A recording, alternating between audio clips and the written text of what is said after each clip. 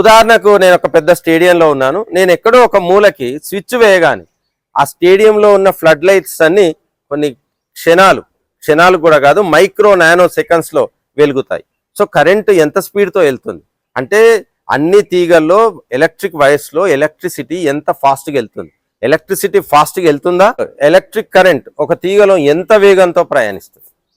So ఎంత వేగంతో ప్రయాణిస్తే ఎక్కడో వేల కిలోమీటర్ల దూరంలో ఉన్న పవర్ స్టేషన్ నుంచి మనకు పవర్ సప్లై మన ఇంటికి వస్తుంది. సో కరెంట్ ఎంత స్పీడ్తో వెళ్తుంది అంటే of the order of 10⁸ metres per second. మరి ఒక తీగలో కరెంటు దేని వల్ల ప్రయాణిస్తుంది? కరెంట్ అంటే flow of free electrons. So ఒక గొట్టంలో ఏం ప్రయాణిస్తున్నాయంటే ఎలక్ట్రాన్. మరి ఎలక్ట్రాన్లకు ఎంత వేగం ఉంటుంది? సుమారు కాంతి వేగంలో 100-200 వంతు వేగం ఉంటుంది అంటే అసలు ఉండదు. మనకు ఆశ్చర్యం వేస్తుంది. ఈ గొట్టంలో లేదా ఈ తీగలో వెళ్ళే ఎలక్ట్రాన్ల యొక్క స్పీడు మిల్లీమీటర్స్ పర్ సెకండ్ కూడా ఉండదు. అంటే ఒక సెకండ్లో అది మిల్లీమీటర్ల 10వ వంతు కూడా పోదు. దాన్నే మనం డ్రిఫ్ట్ వెలాసిటీ అంటాం. మరి ఏమవుతుంది అంటే ఒక తీగలో ఎలక్ట్రాన్లు ప్రయాణిస్తున్నప్పుడు ఎలక్ట్రాన్లు దానిలో ఉండే యాటమ్స్ తోని ఢీకొంటాయి.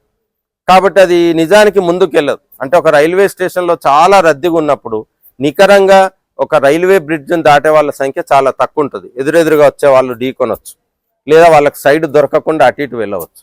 సో ఎలక్ట్రాన్లు నికరంగా మిల్లీమీటర్స్ పర్ సెకండ్ స్పీడ్తో వెళ్తాయి. మరి ఎందుకు కరెంట్ ఇంత స్పీడ్గా వెళ్తుంది? సో ఎలక్ట్రిక్ కరెంట్ కాదు పోవడం, అక్కడ ఎలక్ట్రిక్ ఫీల్డ్ వెళ్తుంది. So electric field moves with the speed of almost all the speed of light అని ఎవరు చెప్పారంటే మ్యాక్స్వెల్.